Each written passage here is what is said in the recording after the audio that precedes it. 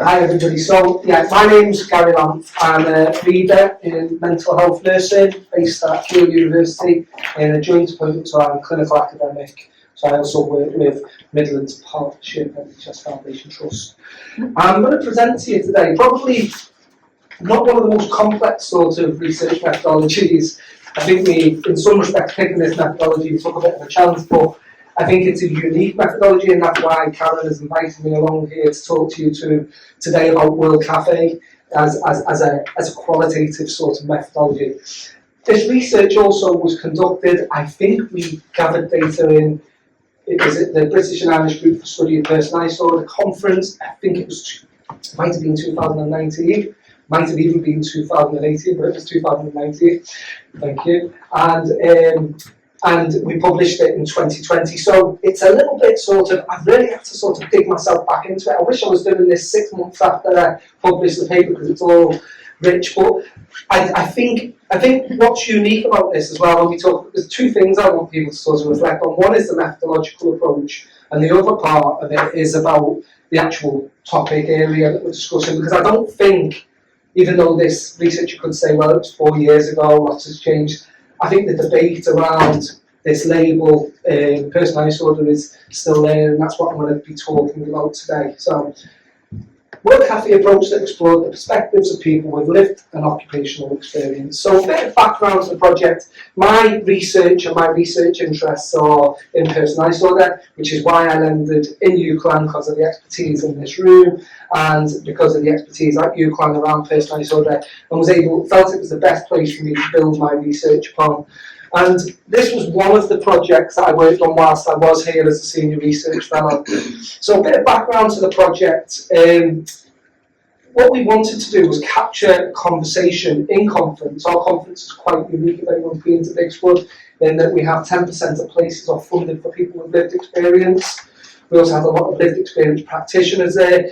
And it felt like it was a good opportunity to get people together in a room to discuss this contentious diagnosis. And there's a growing movement, and this movement says growing movement here. I think this movement's still there. It's very active. You look at Twitter and social media to challenge the label personality disorder. Largely led originally by people with lived experience, but I think academics, clinicians have also jumped on board with this now, recognising that personality disorder as a label or as a construct for some people can be really, really quite damaging, and really, almost excludes them from services rather than getting them the support we would hope diagnostic label would. There's lots of negative connotations around it, and it's been further confused by DSM-5 and ICD-11 talking about it, personality disorder on a spectrum and a sort of continuum, and DSM still adopting very much a categorical approach with the ICD looking at dimensional. So there's some sort of confusion even amongst those who write, these experts who write what a diagnosis should look like. The personality disorder consensus statement said that people were often let down with this diagnostic label by complex systems, social failures, and the label being controversial. And I've added a couple of new slides here just to bring it up to date to show that this is still a problem.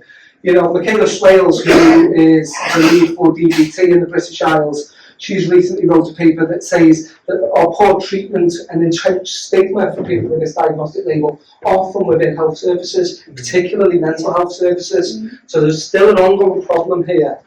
And Mulder and Tyra, so Peter Tyra, who's very influential, he's recently this year written a paper that actually calls for the abandonment of this diagnosis because they believe it lacks scientific sort of validity. And then there's some user groups here, this recovery in the bin. I think this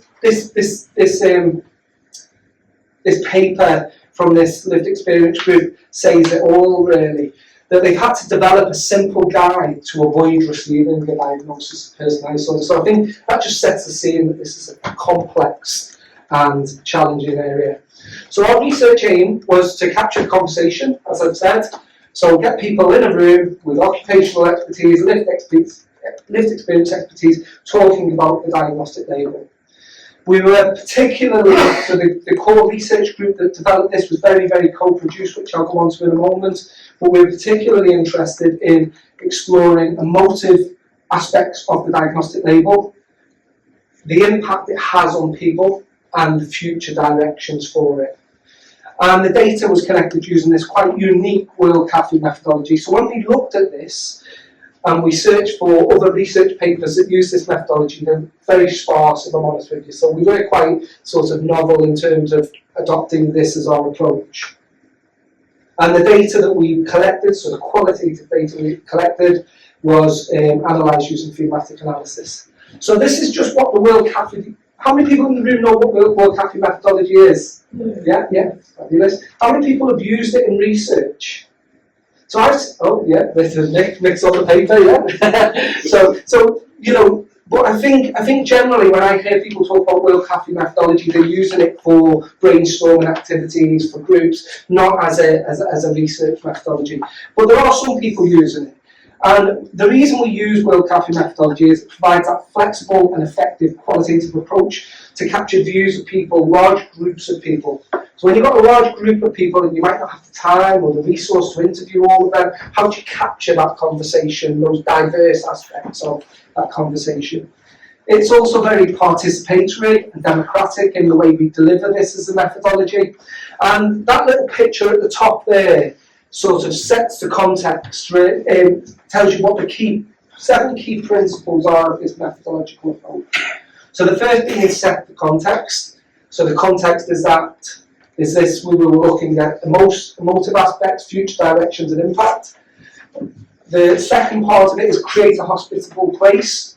So at the conference we had balloons, I'm trying to think what we had now, so I think for future directions we might have had, I think we ended up with a champagne bottle. I don't know why, but we ended up with a champagne bottle. I think for emotions there was, I know we had a dragon, and I can't remember whether that was for emotions or impact. But we had all these like balloons. We made the space feel nice, very inviting, bit of fun, bit of sort of just a different feel than the other conference rooms. We wanted it to feel different, and then we explore questions that matter. We wanted to encourage everyone's contributions. We did that by having stations, so I'll go through what they look like in a moment, where we had tablecloths, paper tablecloths, so people could talk about the particular theme, or they could write on the paper tablecloths.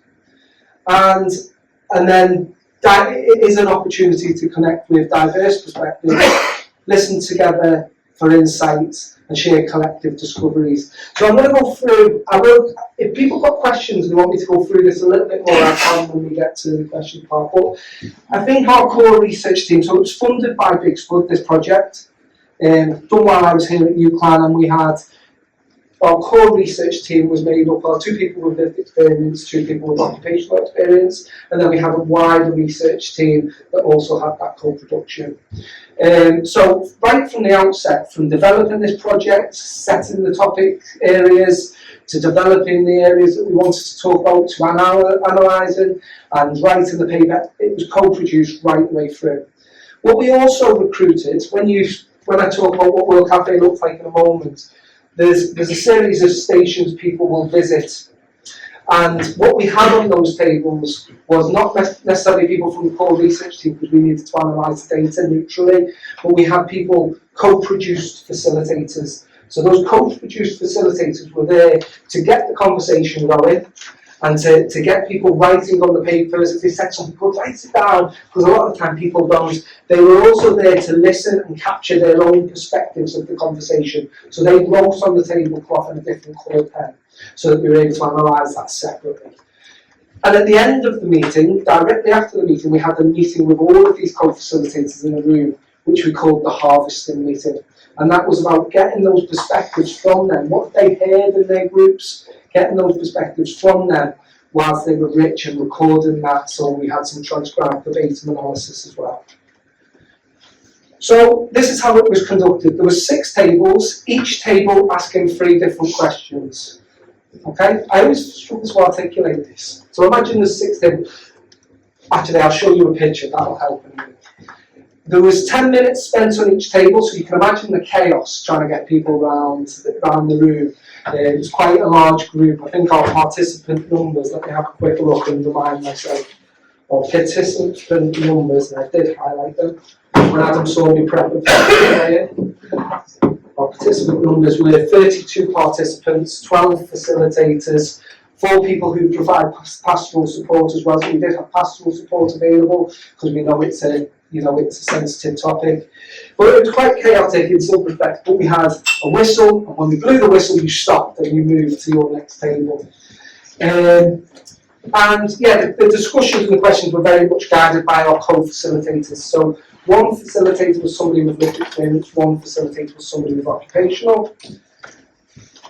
And this is what it looked like. So there were the 6 tables. So there was 2 tables for future directions, 2 tables for emotive aspects, and 2 tables for impact of the label. And people moved around them every 10 minutes. So if you didn't get chance, say you started at future directions and then moved to emotive aspects impact, if you didn't get a chance to talk or have your voice heard, or you come away from that and have something else to say, you had a second opportunity to do that. So it was rolling. So the groups stuck with their groups on their table, and that table, participant tables were 6-2. So they were 8 people on each table, participants, 2 people with lived experience, 6 people with occupational experience.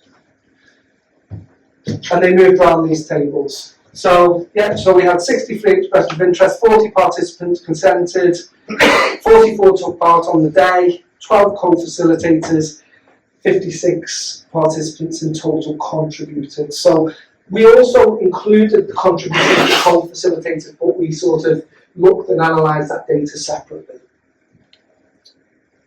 And it was representative of our conference delegation. So I think one of the limitations, or one of the things that could be frowned upon here, is that the tables consisted of 6 occupational and 2 lived experience, and therefore you could say that wasn't very balanced, but it was representative of our conference delegation. So these are some of the results. In terms of the emotives, there was lots of negative emotions shared. Some really, really strong language on those paper sheets when we got them and analysed them. Lots of feelings of hopelessness, lots of feelings of we're damned if we do get rid of this label, we're damned if we don't. So it really created a lot of emotions here. But I think we found it really hard when we analysed the data to make real sense of it, because the views were very polarised, and I think they were polarised based on people's experiences. Some people found that the diagnostic label enabled them to get effective treatment, and therefore might have looked at it in a positive way. But then you also had the occupational viewpoint on this, which might have created some bias. Some people actually were, the diagnostic label had a massively negative impact on their lives and were very strong in their feelings of this. So the impact of the label,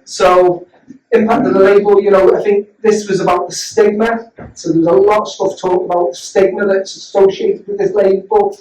Even when it's being helpful to some people, they still experience stigma with this diagnostic label later on.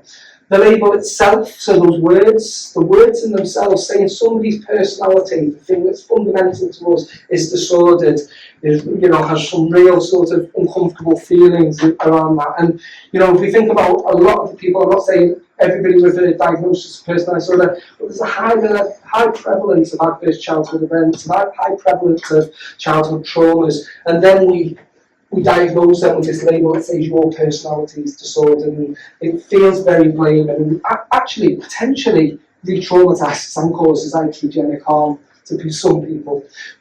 So there is a split though, and relationally, I think some people were saying it gave them relief and hope, but then others were saying absolutely not, this was devastation, I was excluded from services. So impact on individuals, and it felt like it was a postcode lottery. So how people received this diagnosis, the services they received, the treatments they received was very much on a postcode lottery. So future directions, I think we talked about the changing of the label, and I think there were strong arguments for and against, and I think this is really, really complicated because as we say here, if we don't, some people are saying change it, if we don't change it soon, it's going to become set in stone. And others were against it and saying even if you changed it, that it doesn't get underneath the underlying stigma. The other issue of sort of just dropping something, we have made lots of progress, I would argue, in the last 25 years in personality disorder care. And to remove, we need to anchor that progress on something, and to remove that completely or not have an agreed alternative would potentially, internationally it's used, it's international language, so we would be different to our international partners. I think if we look at the diagnostic manuals that have recently been revised, they still talk about personality disorder. Commission of the services, they want you to sort of talk about a diagnostic label. When I apply for research bids, I can't just describe the difficulties and the emotional distress and the challenges people have. There's actually, they want you to anchor this on a diagnosis. So there's some real challenges, and there is a risk. I think some of the occupational staff particularly felt that we'd lose progress if you'd completely lost this. But it has a Brexit effect in terms of there was a no consensus, huge amount of noise in social media around this, and very much justified noise based off people's experiences, but a huge amount of noise. And it doesn't seem, I don't know about other people who follow personality disorder and personality disorder treatments, diagnosis online. It doesn't seem like there's as much of that. I don't know why. There have been some changes which I'll talk about later on. And then about interventions, big drive for differential diagnosis. And at this point it was CPTSD, but interestingly more and more people are talking about autism, particularly in females, because if you look at the characteristics and the difficulties in autism, there's some real crossover. But people wanted hope and options and said, the label itself is not nice, but if we had hope and options and we had a really good sort of responsive system and the treatments available to us, then it probably, it might be for some people more acceptable. So this is what we've done. We've got a paper. I've shared that, and I can share the link with that. If you follow me on Twitter, at Gary Lamph. Sounds really corny, that. Because when I set it up when I thought it was cool, but like 10 years, 15 years it's fine, Gaza. It's fine. All the students ended up calling me Gaz all the time. I said, don't call me Gaz. At Gaz Lamph, and I put a few threads to the full text here. But some of the outputs, we presented at 2 conference, free now. We've had invites, I think, off the back of this to the Expert Policy Research Unit panel. I got an invite to that. I think that was large when they were developing a lot of the PRU work around personalised disorder. And I'm not saying this is I was responsible for this, but Tamar, who worked with me on this as well, she was part of actually that core research group. And I wonder whether her involvement in this had some influence on that, because they chose not to use personalised disorder as a diagnostic label, but actually use a different term called complex emotional needs to describe this client group. So I'd like to think this might have had some influence, and I'm sure Tamar will have. We've had 1 publication output, only 5 citations, which I'm disappointed at, but maybe we can get some more. We've had a mental health on Twitter. If anyone follows mental health, they did a review of our paper and a commentary. And there's a new stigma paper I'm contributing to at the moment, which is quite interesting. Hopefully that'll be in the mental health practice journal soon. So I'm not going to go too much into depth on the limitations, because I'm going to talk a little bit about them with a bit of an update, but we'll provide these slides to everybody. But I think the strengths was this methodology allowed us to get a lot of people in a room to discuss and debate and capture some of those views and actually shine a light on this really important topic. So my final reflections on the research findings, what's changed in our field. So as I say, complex emotional needs seems to be a term you'll hear a lot from services and in research. The ICD-11 talks about personalised disorder on a continuum. But they still use that terminology, and therefore can we really ditch it whilst the diagnostic manuals use it? The research funding commissioners continue to use that diagnostic terminology, as I said before.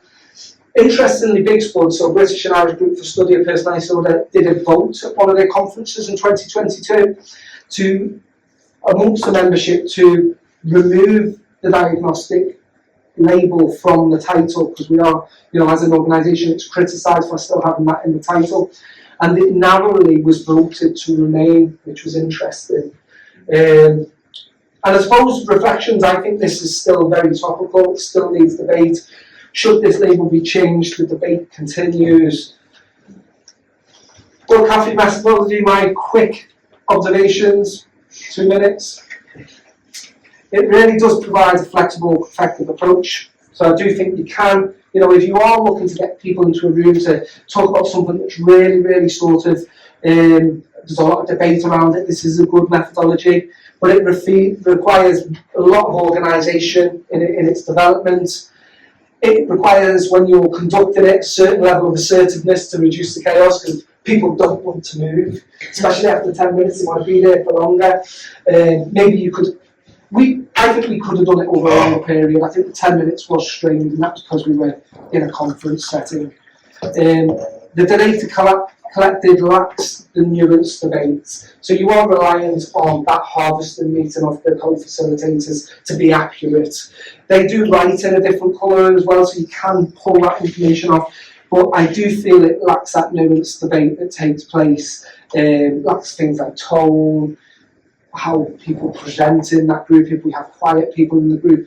And it also was really hard to do any case-by-case analysis, so we weren't able to differentiate where those comments on the paper was coming from. Was it coming from somebody with lived experience, or was it coming from occupational? Because they're probably going to have quite different perspectives. Was it coming from psychology? Was it coming from psychiatry? So nurses, occupational therapists, we didn't know. So that was a bit of a frustration. And it would be impossible to record, because the room in a World Café is very noisy, quite distracting, but and that's why you need your co-facilitators really keeping it focused. But it does help us share collective discoveries, so it is important. So that's me.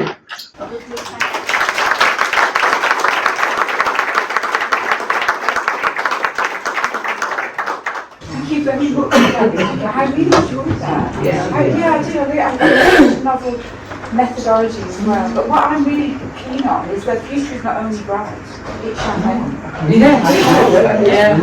Absolutely. We should have brought some champagne. I'm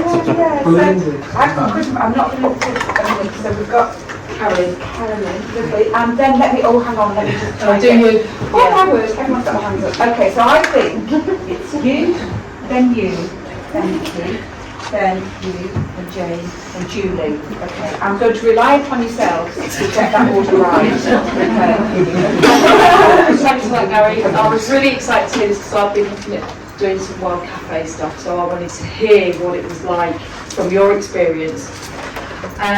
In terms of when you went and analysed that data and you had that harvesting meeting, after that, what were the challenges with like collecting and collating that data? So like thinking like an IPA approach where you're, narrowing down sort of themes and convergent themes and things like that.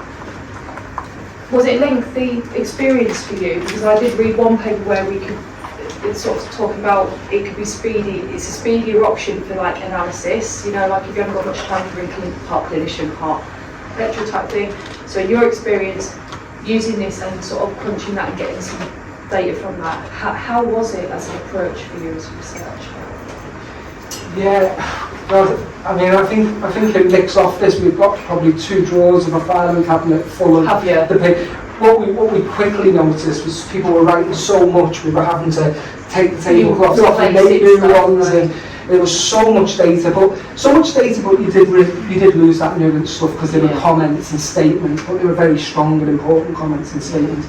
In terms of the analysis, this was funded by Big Spud, so it was co-produced, everything was co-produced, and what we did was we came together over 2 or 3 days as a group, so the core research team, to analyse that data.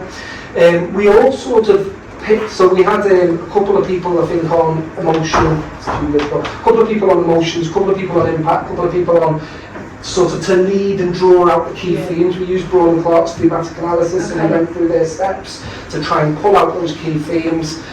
Then we tried to sort of share what we were pulling from that, and we develop a bit of a narrative around that. So it wasn't able to be done electronically as such. Oh, actually, no, we did. We had a research assistant, we had Lisa Jessett, didn't we, and she was brilliant in that.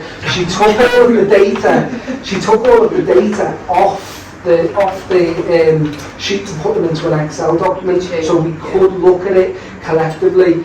And we also made each group have a unique coloured pen. So if you were in group one, we could follow group one's right the way through. I don't know how useful that was when we come to analysing the data at the end, but she definitely did put it into electronic format, which must have took her ages. But then we did look at the tablecloths, and we used the electronic format to start analysing that data. So a couple of people did the initial sort of pulling out.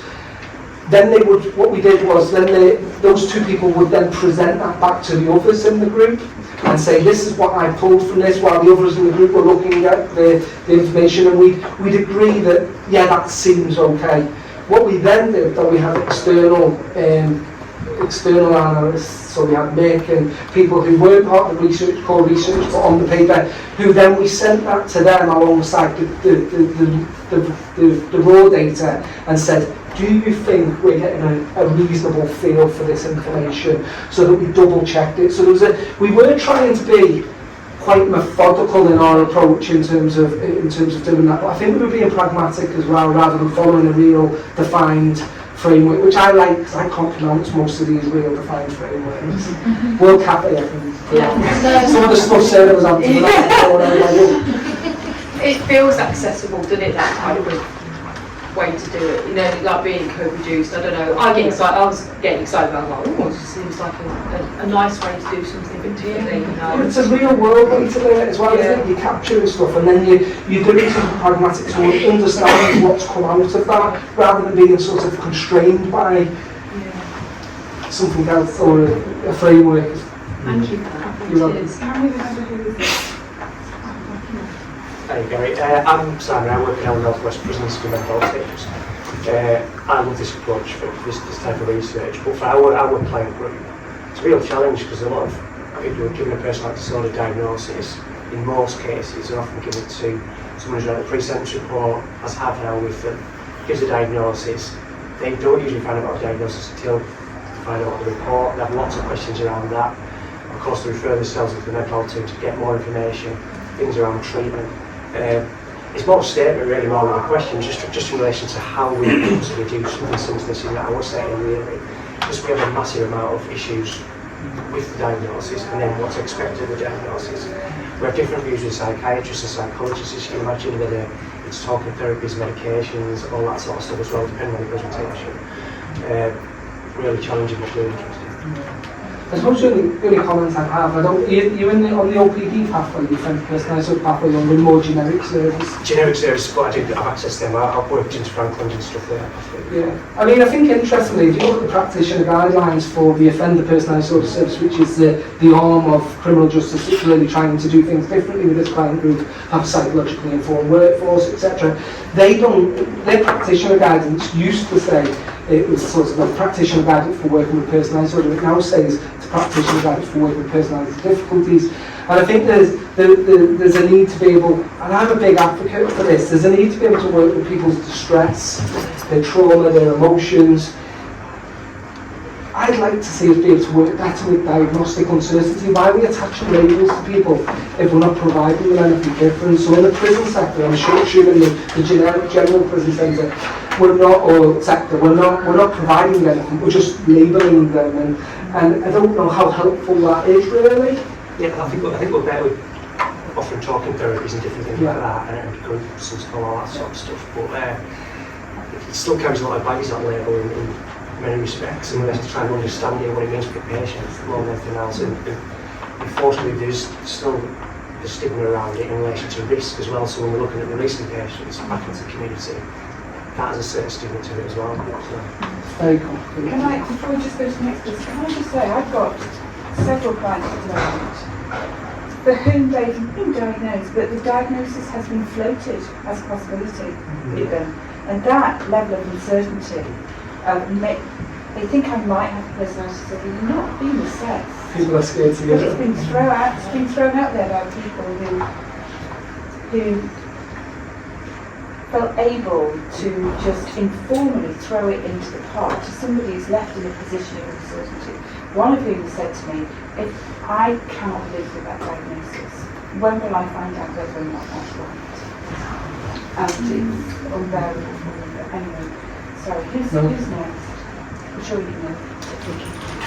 Yeah, I've never heard of the methodology, so it sounds really interesting, but I'm kind of completely unknown. Because you've got quite a lot of facilitators, is there a lot of training that they need, and is that quite difficult?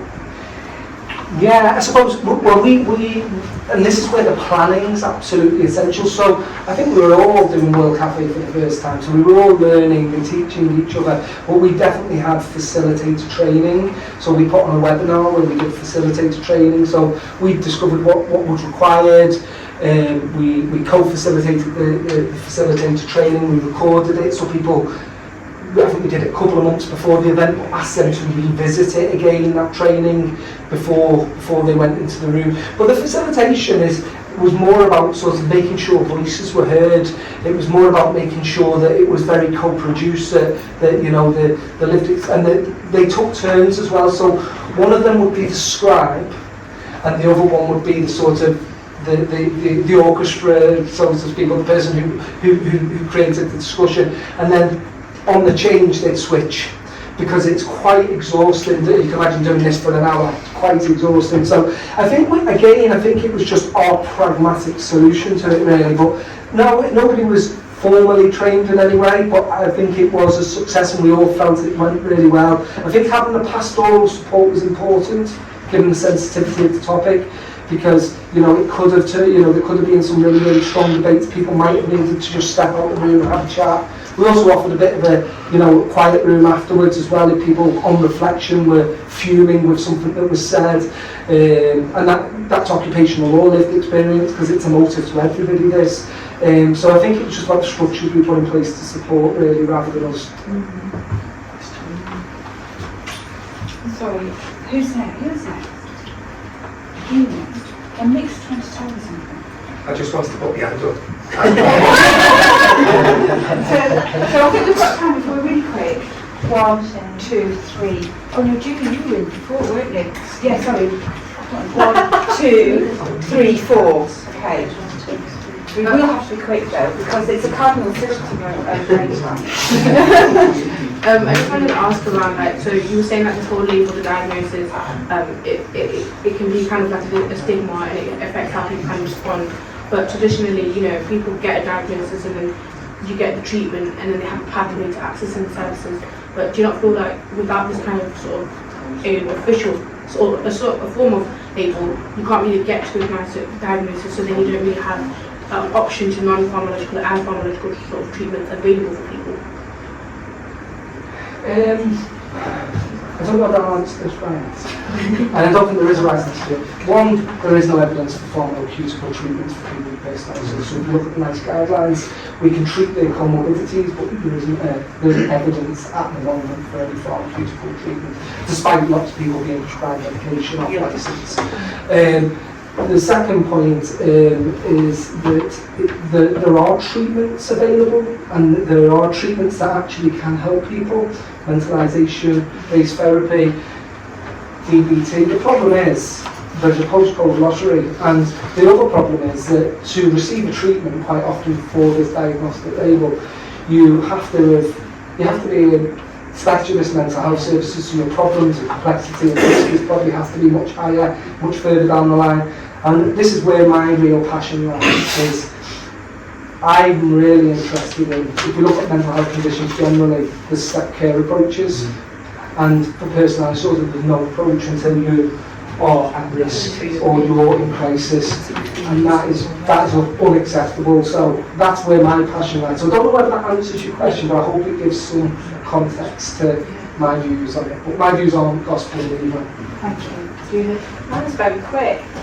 Good. When you My responses are when you're saying about different coloured pens that you use, I was just wondering, was it a purposeful decision to not distinguish between lived experience and occupational? You sort of said that you had a different colour pen for the people supporting the sessions.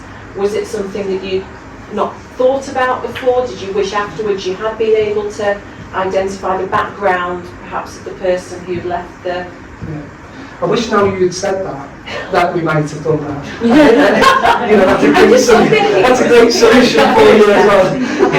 Yeah. I don't know if it was a purposeful decision and there was a reason why you not wanted to know. Well, I suppose there's two things. One, it was hard to interpret the data, but what we wanted to do was value everybody's viewpoint and Mick just made a comment there, are we bothered whose views it are? So I think there's for and against that. We hadn't really thought about it, if I'm honest with you. I think your comment, we might have, as a core research team, had some debate about that, but I think what we wanted to do was we didn't know what our ratios would look like, but we wanted to just provide a real open space where everybody felt valued and every view felt valued. And there's a risk in doing different coloured pens that you undervalue somewhat as well. So it's a hard one. I think one of the risks is you can go too far in an attempt to try and attach a viewpoint to a standpoint or a positioning of the person. I think positionality is important. But it depends how you see opinion in the world. For what it's worth, I see opinion as a whole set of available things that you could say on any topic. And the people in the room just shuffling that stuff around. I think it doesn't 50-50 representation. Yeah, but it's qualitative research. So we're not trying to say this is the majority opinion or this is the minority opinion. If you do a big survey where you have thousands of respondents, you might be able to do that. But for this, I don't think so. And I also think the other thing is a fool's errand. Because what's at stake is, what are the different things that can be said about this topic? And what, for instance, if people say this thing, what's the consequence? Because if they say it, they think it. Does that make sense? And then you could think, if a patient thinks this, what's the consequence? If a member of staff thinks this, what's the consequence? But I actually strongly believe that all of the views that have been presented here were shared. It doesn't matter to what proportion they were shared, but they were shared across the patient and staff identities. And there's a crossover of identity, always inevitably as well. I think we made assumptions sometimes when we're picking up data, who that might come from, and I think it was that co-produced element of our research team was like, no, we can't assume that's from that. That might be from this person or that person, and you know, I think we did make assumptions. But I thank you, Mick. I think that really thoughtful response. But yeah. Would we have looked at it differently though? We would have had the discussion if somebody would have mentioned that, wouldn't we? I don't know whether we did, maybe we did. Couldn't you? If you did have, you could have done some comparison looking at as an adjunct to the collection. More from my inexperienced research perspective, I was just wondering if that was a thing. I think you want to do that comparative stuff, you need much larger numbers of people involved. Yeah, because you can't do it. Yeah, and don't forget, we did have the co-facilitators. So not that the co-facilitators would know what background people are from, but they were also bringing their viewpoints in the harvesting meeting as well, and what they captured from the discussion. So, yeah, it's complicated. Yeah, so just a couple of things from your presentation that sort of made me reflect on my own personal recovery. Because I think it was in 1992 I joined the National Schizophrenia Fellowship. And one of the things, you know, from a postcode point of view, I actually was at university and I lived near London, so I was able to go to events in London because it wasn't too far away. And I think listening to people who've made good recoveries, sort of that gave me hope. So you mentioned hope there. You know, it can sort of stigma away by listening to these other people. So in recent years I've done lots and lots of talks to try and reduce the stigma and discrimination, not just around schizophrenia, but around all mental health illness. And I think it is, that stigma really prevents people opening up and talking, you know. So yeah, I think it's really a really good piece of work that you've done. With probably more questions than answers, so unfortunately, yeah. Can I just add one thing? There's actually, you might see if anyone is on Twitter, there's a bit of an open letter, and again, you form your own opinions whether you want to attach to that or not attach to that, and it's about, it's coming from Norman Lamb, Sue Sibold and Keir Harding, talking about the diagnostic label being almost sort of this diagnostic label personalised disorder being used in people who are 14 and above, and that being sort of quite strongly advocated for. You may have a view on that, and it might be that, you know, but I just want to draw your attention to that as a group of mental health nurses interested, so that you can form your own opinion and have a little look at that. Some people can see you saying that already. Sorry, I just wanted to add, if you didn't know, it's interesting that the National Schizophrenia Fellowship has changed its name. It's now called Rethink Mental Illness. So many people will have heard of that. But if you look at the small print, it's still the National Schizophrenia Fellowship. And back then, I think one of the events I went to was joined with the Manic Depressive Association, which again has changed its name. And in some ways, I'm wondering whether manic depression, is that less of a stigma than having like bipolar disorder? Because it's the word disorder that I think is part of the problem. And the personality with it. Or is it the way people have responded to is more or less independent of the actual word? And if the whole of society or mental health care systems don't change along with the change of label, nothing's really changed. I was at a meeting of psychiatrists. I was the only non-psychiatrist in the room. It was a World Psychiatry seminar, and they were debating whether the schizophrenia should be dropped as a label, purely on the basis of stigma, not on the basis of equivocal science or whatever, and there's plenty of decent arguments there. But they were using Alzheimer's as a template for an allegedly less stigmatising way of labelling psychiatric disorders, name them after the person who first spotted it. So they wanted to change schizophrenia to Kraepelin's disease. And one set of questions is, how arrogant is that from a psychiatrist? But another set of questions is, just because you call it Kraepelin's disease and then you carry on, you know, using medications with equivocal efficacy, equivocal science behind them, etc., etc., and the rest of society just goes, well, I'm still reading the Daily Mail which says these Kraepelin's disease people are mad axemen. Does anything change?